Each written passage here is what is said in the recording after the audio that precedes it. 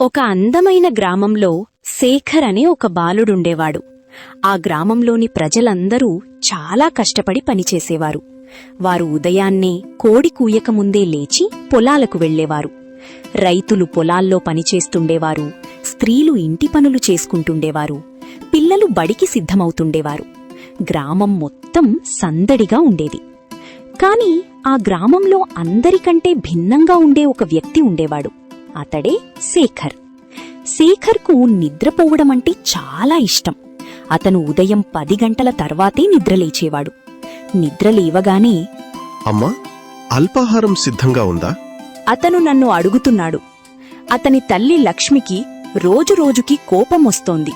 ఓ శేఖరా, నువ్వు రోజంతా నిద్రపోతూ తింటూ ఉంటావు, మరి పనెప్పుడు చేస్తావు? ఆమె నన్ను తిడుతూ ఉంది. శేఖర్ తల అడ్డంగా ఊపాడు. అమ్మా, నేను పెద్ద వ్యాపారవేత్త అవ్వాలనుకుంటున్నాను. నేను చిన్న చిన్న పనులు చేయడానికి పుట్టలేదు. అంతే. అమ్మ గట్టిగా నవ్వింది. వ్యాపారవేత్తలా ప్రవర్తించడం ఆపు, ముందు సమయానికి నిద్రలేచు ఆమె చెప్పింది. గ్రామ ప్రజలు కూడా శేఖర్ సోమరితనాన్ని చూసి నవ్వుతున్నారు. ఒకరోజు దుకాణ యజమాని అయిన రామన్న శేఖర్ అతడిపై జాలిపడి ఇలా అన్నాడు. రాశేఖరా, నా దుకాణంలో పనిచెయ్యి. కస్టమర్లను చూసుకో, రోజుకు 200 రూపాయలు తీసుకో. అంతే. శేఖర్ సంతోషంగా అంతే అన్నాడు. వావ్! కష్టపడి పనిచేస్తూ డబ్బు సంపాదించడమా? ఇదే నా శైలి. అంతే. మరుసటి రోజు అతను దుకాణానికి వెళ్లాడు. మొదటి 10 నిమిషాలు చాలా గంభీరంగా కూర్చున్నాడు. కాని కొంతసేపటికి అతనికి విసుగు రావటం మొదలైంది. అతను కుర్చీలో సౌకర్యంగా కూర్చున్నాడు. మీరు కొద్దిగా కళ్ళు మూసుకుంటే పర్వాలేదు. నేను నిద్రపోయాను. ఇంతలో ఒక కస్టమర్ వచ్చాడు. అనయ్య, నాకు కొంచెం సబ్బు ఇవ్వు. అదిగో అక్కడుంది, తీసుకుని వెళ్ళండి. Self service. ఇది దుకాణమా లేక ఇల్లా? అప్పుడు మరో కస్టమర్ వచ్చాడు. బియ్యం ధర ఎంత? నాకు తెలియదు. యజమాని వచ్చే వరకు వేచి ఉండండి. సాయంత్రం రామన్న వచ్చి చూడగా దుకాణం చిందరవందరగా ఉంది. వినియోగదారులు కోపంగా ఉన్నారు. రామన్నకు గరం వచ్చింది. నీకు ఉద్యోగం ఇవ్వడం నా జీవితంలో చేసిన అతిపెద్ద తప్పు. ఇప్పుడు నువ్వింటికెళ్ళు. శేఖర్ విచారంగా ఇంటికి వెళ్లాడు. కాని అతని మెదడుకు మళ్లీ ఒక కొత్త ఆలోచన తట్టింది. నాకు దుకాణంలో పనిచేయడం ఇష్టం లేదు. నేను ఒక టీ దుకాణం పెడతాను. గ్రామం మధ్యలో ఒక చిన్న టీ దుకాణం తెరిచారు. మొదటి కస్టమర్ వచ్చి టీ అడిగాడు. శేఖర్ ఆత్మవిశ్వాసంతో టీ తయారుచేయడం మొదలుపెట్టాడు.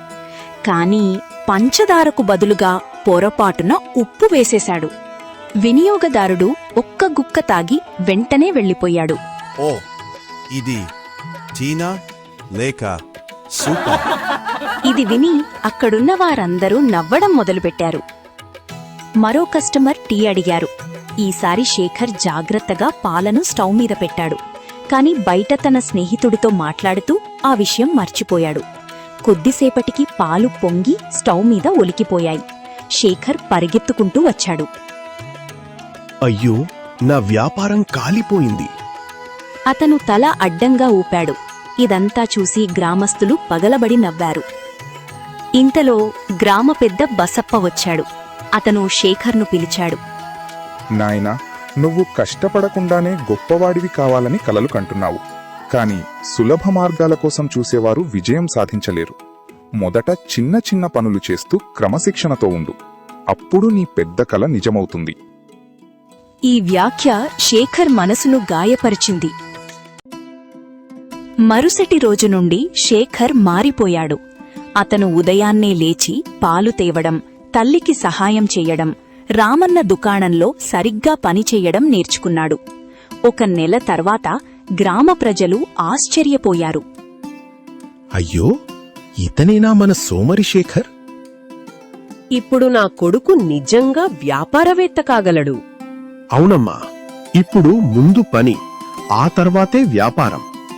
సరీ వ్యాపారవేత్త, ముందు చెత్తను బయటపడేయండి. శేఖర్ ముఖం చూసి గ్రామస్తులు మళ్లీ నవ్వారు. కష్టపడకుండా విజయం సాధించలేము. సత్వర మార్గాల కోసం వెతకడం మాని కష్టపడటం నేర్చుకోవాలి. If you like this story, please like, share, and subscribe. Thank you.